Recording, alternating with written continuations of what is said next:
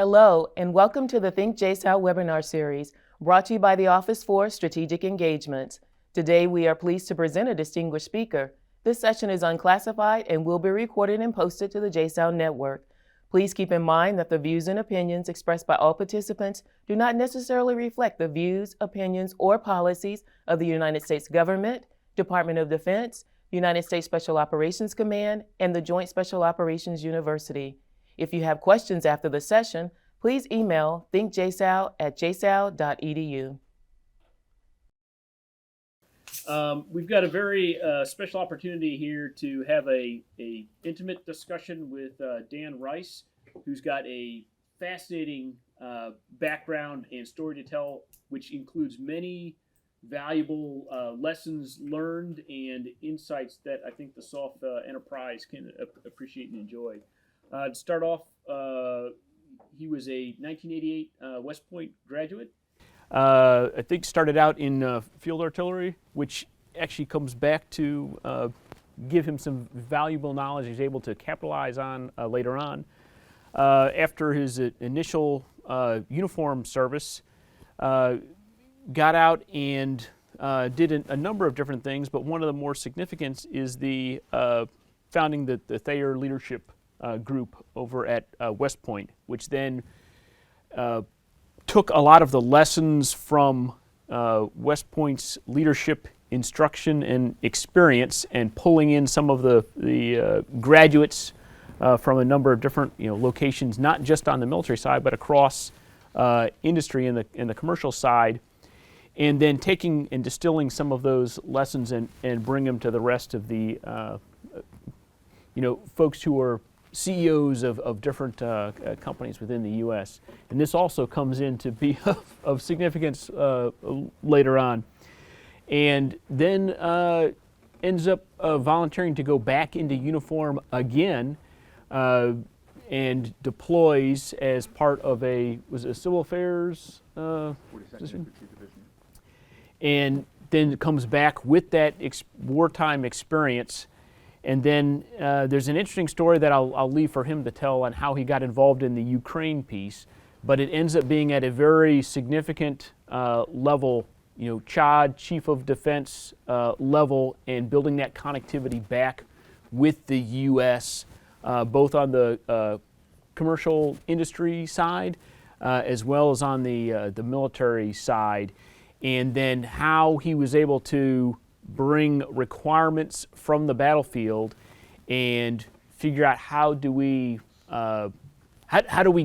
make these things match up so that the things that we have and can produce get to the parts of the battlefield where they can be used and employed to great effect. And then if that wasn't enough, he's also the president of American University in Kyiv, which is performing almost like a civil affairs function inside Kyiv in addition to the regular educational offerings it does. So there's a wide range of different experiences and how some of those can come back, and some lessons that the SOF community can learn from that. So I'd like to turn it over to Mr. Rice, and you're on the cusp of getting your PhD as well, so it's almost Dr. Rice. I am. I've taken a sabbatical for the war, so yeah. So I will be a doctor of uncertainty soon, possibly. But thanks for the introduction, and just it's an honor to be here with all of you. And really, I hope if my story can share anything, I hope it's helpful for you, because you're really at the tip of the spear. You're going out there and really making a difference, both at the tactical level, but you have to understand the strategic level. So I really am amazed, and so thank you for inviting me, Doctor, and for this academy. I think it's really valuable. So yeah, my story with Ukraine is kind of a bizarre coincidence of serendipity, and General Petraeus is a friend of mine and kind of a mentor, and where he says preparation meets opportunity. And I had no idea I was preparing for this, but just randomly. So like all good stories, it starts in a bar. So I was in Miami when the war kicked off, and randomly met a woman in a bar who happened to be Ukrainian, and she was telling me the story of how her family was in Kyiv and they were under fire. And I convinced her to get them out of there. I said, head west, tell them to head west. And so next thing you know, she's texting me saying, hey, her family's heading to the US, but she has nowhere to put them. So I said, okay, I guess I own this one now. So I said, your family can stay in my house. And so I gave them my house. Just so happens that the mother ran a restaurant in Kyiv, and she used to have an entertainer come to her restaurant to entertain her guests, who was a comedian named Zelensky. And so she knew Zelensky and knew Zaluzhny. She sees all my army stuff around there, and she says, did you go to West Point? I said, yeah. She says, would you like to meet the commander of Ukrainian Armed Forces, General Zaluzhny? And I'm like, he's kind of busy right now in the middle of the war and all. But I said, yeah. So next thing you know, I end up on a Zoom call with him, and I volunteered to go over to help. And then I basically called John Braga, General Braga, and he was kind of shocked that I said I'm going in to meet Zaluzhny. And so he set me up with one of his guys he said would meet me in Krakow. And the guy comes in, and that ended up being the 10th Group Commander, Luke Van Antwerp. And I thought, wow, I got the 10th Group Commander meeting me. This seems like this might be important. So he tells me that the U.S. Embassy had been pulled out and U.S. Special Forces had all been pulled out. He says, there's no QRF, you're going in alone. I was like, wow, this is pretty cool. And so I ended up going in and linked up with General Zaluzhny and interviewed him. First interview that he gave after the invasion. That was like May 10th. I think it was like day 70 or something like that. And I wrote a story about it, the untold story of the Battle of Kyiv. He wanted the story to be told by a soldier, so he let me tell the story first. And then he made me the special advisor and special advisor to the commander. And I was probably the least qualified person to be the special advisor to the commander of the largest war in Europe at the time, but I was the only one there. So I said, I'm going to make the most of it. And so really what they needed and what they said was, we need U.S. support. Without U.S. support, we're dead. So my job was not to advise them on how to fight the war. My job was to come back and try to get more weapons and ammo. And so everything kind of comes together for a reason. So like the way you'd introduced, I'm West Point graduate, but I also wrote a book called West Point Leadership: Profiles of Courage. So I interviewed and know General Austin. He's on the cover of my book. He's SecDef, obviously. Senator Jack Reed, chairman of the Armed Forces Committee, he's in my book. So I have a whole series of connections that were all basically, I weaponized, basically. So I took my network and I weaponized it. And so I came back after the first trip, and I was like, wow, I got to call in some favors. So I called my friend Lee Van Arsdale, who was a Delta commander, Mogadishu Silver Star recipient. And I said, Lee, hey, I'm going back in. I'm going to combat. You want to go? And he said, of course. So Lee came with me, and we went to the Donbass. And that's when I discovered that we were not giving them the right artillery shells. So we were giving them high explosive, and we weren't giving them cluster munitions. And I was like, why are we giving them the worst ammunition for this battle? And so I flew back and I met with General Milley at my classmate's promotion, Randy George, who was being promoted to 4-star at the time. So I met Milley, and when I told him what I was doing, he put me in touch with his aide. So I was in touch with his aide all the time. But so Milley told me that it was for political reasons we weren't using cluster munitions. And so then I realized that there's a cluster munitions convention from 2008. A bunch of countries got together. So 112 countries were signed on this. And so nobody wanted to go against the cluster munitions. So when I started calling around and asking people to help, everybody was like, we're not touching that thing. There's 112 countries. The US wasn't one of them. Ukraine wasn't one of them. But I made it my mission to go against the cluster munition convention. And went through a whole discovery process. But basically, we should have been given cluster munitions. We didn't. I flew back and I met with CD on the way there, Chris Donahue on the way there. I stopped by Wiesbaden and briefed him on what I was going to do. And I took my message into Zaluzhny, basically that they should order cluster munitions. And so I flew in on August 11th. I gave a briefing on cluster munitions. And on August 12th, he requested it of Milley. Milley had to decline it. I knew that was coming. I said, the next step is get Zelensky to request from Biden. He'll deny it, which is exactly what happened. And then I said, you got to go to the neighboring countries and ask them all to give cluster munitions because they all have them. That's exactly what happened. And then Turkey gave cluster munitions. And so in November of 2022, cluster munitions arrived on the battlefield in Bakhmut. A limited number, like 3,500 rounds, but they made a huge difference. They wiped out those human waves that were coming at the Russian waves. And so casualties started to increase dramatically. And so Ukraine was killing or wounded 5,000 Russians a month, which everybody thought was a really high number at the time. And like, how much can they take? The first 10 months, it was 5,000. And then it went through the roof. It started to go up when the Turkish cluster munitions happened. But now it's up to 40,000 a month. So 40,000 Russians a month are being killed or wounded, and 42,000 last month. And this month will probably be more, probably be 45 or 50. And so the whole battle is an artillery duel. And so later on, working with Senator Jack Reed, we got cluster munitions approved on July 7th. And so the artillery shells, the 155 rounds, were approved, but we didn't get the rockets approved until October.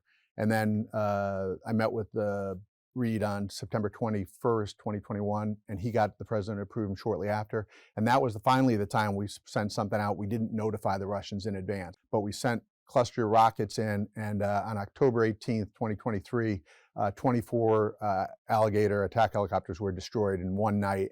Massive hit that was like the largest loss that Russia had in the Air Force since World War II. But that was because cluster ATACMS missiles were used. And so since then, the numbers have increased. It's an artillery duel. This is the way to win the war, through a war of attrition. So really, it's just a series of connections and kind of serendipity. But I think when we talked about it, the lessons learned, really, I think all of the relationships you're building, I found a gap between two armies. The U.S. by presidential order had to pull all of our forces out. And I was able to go in just because I wasn't in the military. But it's all about building relationships. And so all the relationships you're building here, all the relationships you're building in your battalions, those things come back years from now as you build them. And you never know when you're going to have the opportunity to benefit from it, or to benefit for the nations that you're representing. But that's been the story. Then I was appointed as president of the American University Kyiv, and I really saw it as a twofold. One, to help train and educate the future Ukrainians. We have bachelor's and master's programs. We have 500 students now. And two, I saw it as a bigger platform. I think the whole war now is a war of words, a war of ideologies. And, we're back to the Cold War, but we have a better message.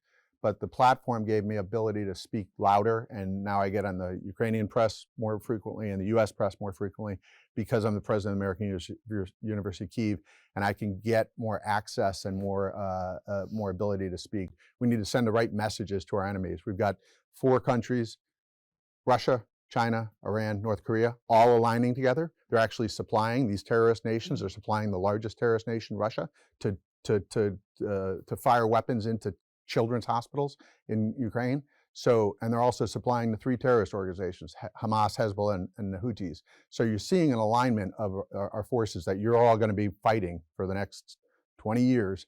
And we need to get the right messaging out. So I think messaging and communications are skills that all of us need in order to fight against this ideology. I'd like to ask about like the identification of like DPICM as, okay, this is the thing that's needed by the Ukrainian Armed Forces in order to be more effective on the battlefield.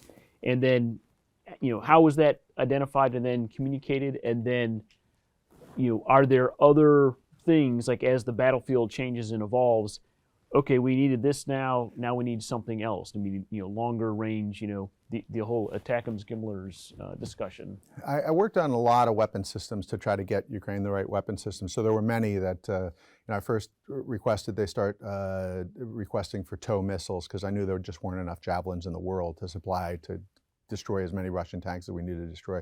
So I requested they asked for TOWs. I went back and requested it from General Donahue, and a bunch of weapon systems, 120 millimeter depleted uranium rounds for the Leopard and the Abrams tanks, bunch of things. But most of the weapon systems, though, were already being requested. And really, this is, when you think through, like, metacognition is thinking about thinking, but when you think about the way our process works, most of the systems are provided by a manufacturer. Those manufacturers, I know most of the CEOs of the major defense companies, because most of them are my clients at their leadership, but Northrop Grumman and Raytheon and Lockheed. But most of them have amazing groups of lobbyists that work with the most important people in the world, our 535 members of Congress, and they write the checks. So when you're talking about getting an F-16, Lockheed has a huge number of lobbyists, and they're working with the 535 members to try to get them. Cluster munitions was different. So the Cluster Munition Convention, which started in 2008, by a prime minister named Stoltenberg, who later became the Secretary General of NATO. But when we stopped making them in 2016, we didn't sign the convention. The U.S. never signed the convention. We stopped making them. But the defense contractors were terrified of this. It basically demonized cluster munitions, so nobody wanted to ever talk about them or be associated with them. So anybody that made them never promotes them. So there are no lobbyists behind this. So I was the only one lobbying for these. So I had to slowly but the other weapon systems have lobbyists in it. But it was understanding the process that allowed me to get to the root of the change. And that's really a kind of backwards planning like we do in the military. I set the objective and then figure out how to get there. So that's kind of the way I backed into it. From your optic and engagement, like with General Zaluzny and his staff and so on, were you getting any sense of developments on the battlefield on the Russian side? Like as they're changing tactics, as they're changing which weapon systems are you using, was there this kind of interplay between, okay, well, we're now going to use DPICM munitions, so now instead of sending in, they're not going to send in top tier tanks, they're going to send in, old, T-55, T-62s pulled out of storage.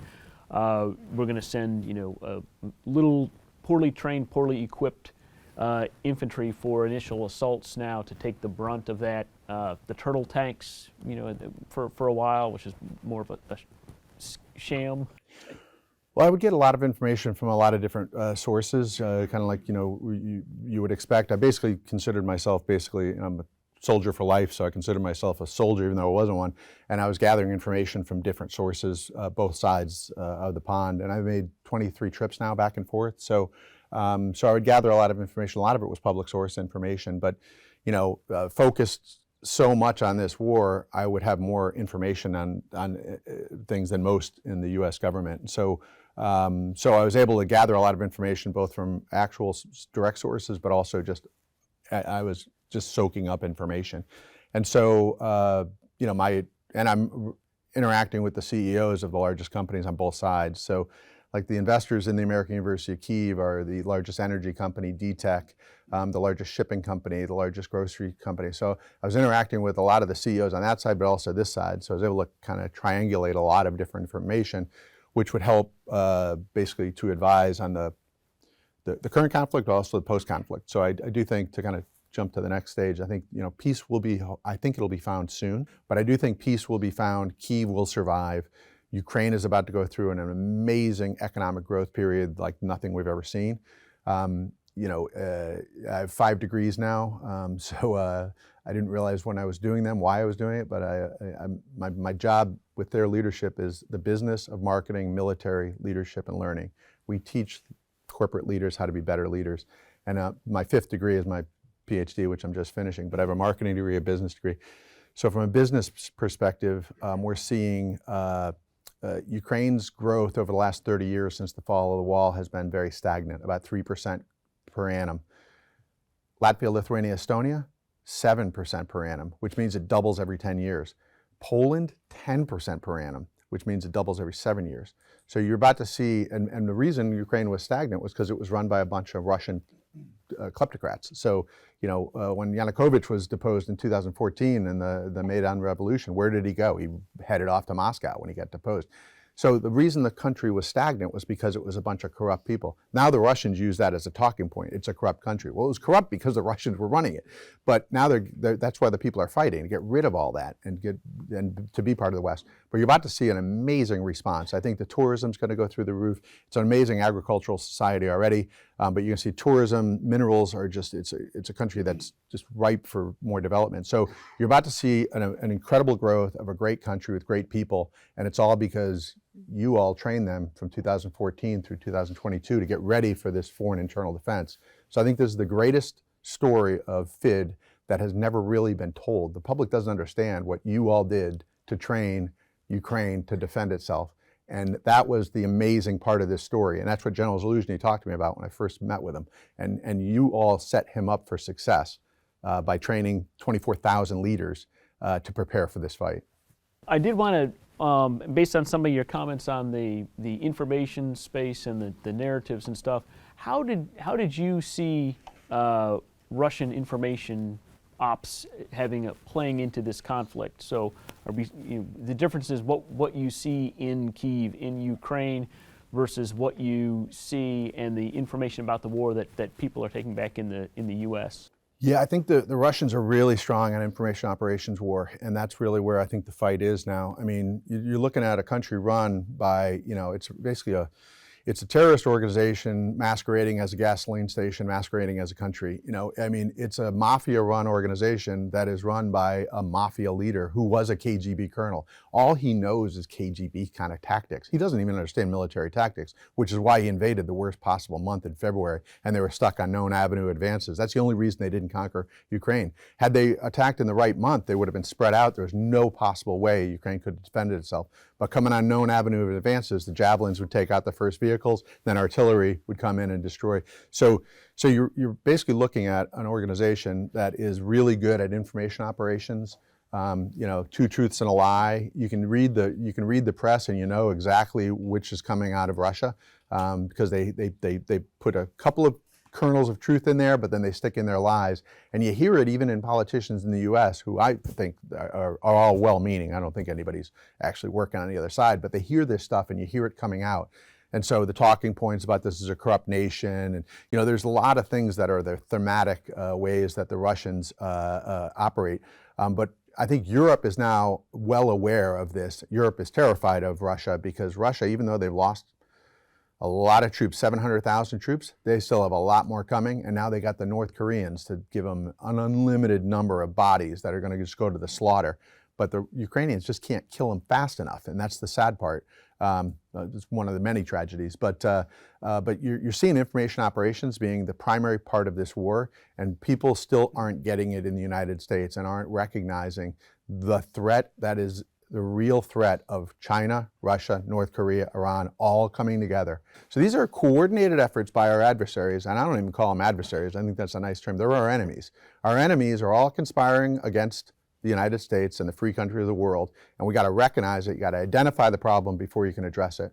And so I think a lot of your roles is understanding on the tactical level how this impacts everything locally, but also understanding the bigger strategic picture so that you can affect it locally, because you can make a big difference in all of the countries that you're going to be operating in by understanding the big picture and making sure you educate a lot of your partner countries. I imagine your time in there, American University of Kyiv, inside there, that some of this messaging thing is something that you're able to have a role in assisting with. Did you see Russian efforts that were inhibiting your ability to do that, or like the Russian attacks on critical infrastructure, power, cyber, these types of things? What was the effects of Russian counters? Well, so far the American University Kyiv has not been hit, thank God, but we did take a missile about 300 meters away before I was president, October 2022. But they are attacking and destroying schools across the country. So several universities have been hit, but we have not specifically been targeted. But I do expect they would try to hit us. But we're in an area that is, I think, heavily protected by patriots. We're in the center of Kyiv, right on the river. It's a beautiful building. It's actually got a lot of history. It was founded in 1961, and it was the crown jewel of the Soviet Union. It's this beautiful building. It was the Riverport building where ships would come and go, and it was christened by Khrushchev. So Khrushchev himself christened this beautiful building, and now it's got the American flag flying high above it, and it's shaped like a ship, and it's run by a West Point grad. So go Army, beat Navy. So, but we have not seen any direct action against the university, fortunately. But all of our people, they have friends and family. I mean, the casualty rates are so enormous that Ukraine is taking. It's probably 10 times per capita what we took in Vietnam, which was astronomical for our country. But can you imagine 10 times?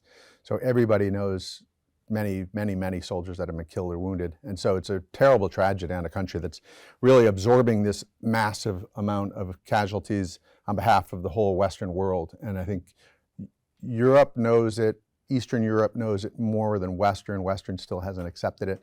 But the US, I don't think, recognizes that this is a fight against our number one adversary, and they are aggressors now. And 25 years in power, and Putin's gotten very aggressive. And so he has to be stopped in Ukraine. Ukraine must win this war. America must win this war.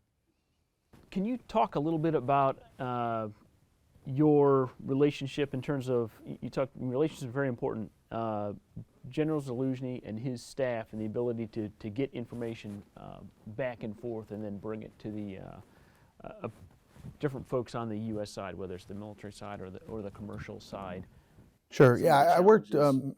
daily with the strategic communications advisor because General Zaluzhny didn't speak English and I don't speak Ukrainian. So all of my interaction was through and I'd receive information all the time on what was important to Ukraine. And my role was really to try to promote that in the U.S. And so most of my interaction from the Ukrainian side was pretty high-level direction overall.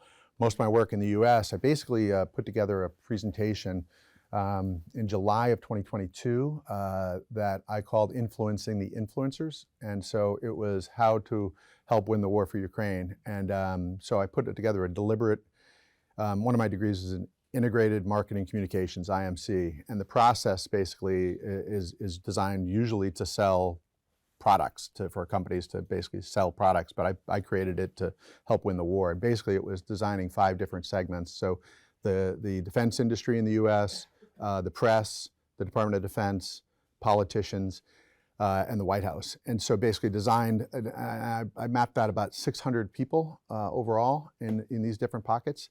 And what I said to Ukraine was that we don't have to win over 330 million people. We have to win over 535 members of Congress, and we don't even have to win 35 members of Congress. We got to win a couple key members of Congress. So I designed this whole program and then started creating content. And so content would be, there's 3 different types of media. There's owned, earned, and paid media.